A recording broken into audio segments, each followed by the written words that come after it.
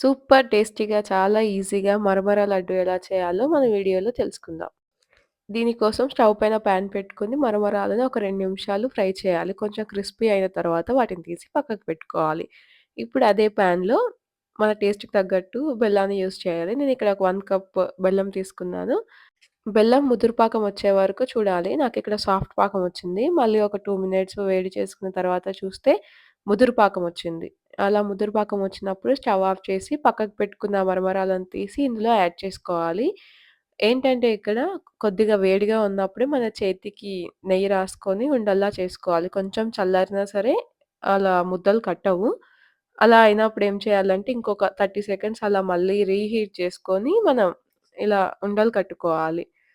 రౌండ్‌గా చేసుకోవాలని ఏం లేదు. మనకు నచ్చిన షేప్‌లో చేసుకోవచ్చు. నేనైతే టీ గ్లాస్‌కి నెయ్యి రాసి అందులో ఈ మరమరాల ముద్ద మొత్తం పెట్టేసి ప్రెస్ చేస్తే ఇదిగో ఈ షేప్‌లో వచ్చింది. అలా డిఫరెంట్ షేప్‌లో మనకు నచ్చినట్టు చేసుకొని ఎంజాయ్ చేయొచ్చు.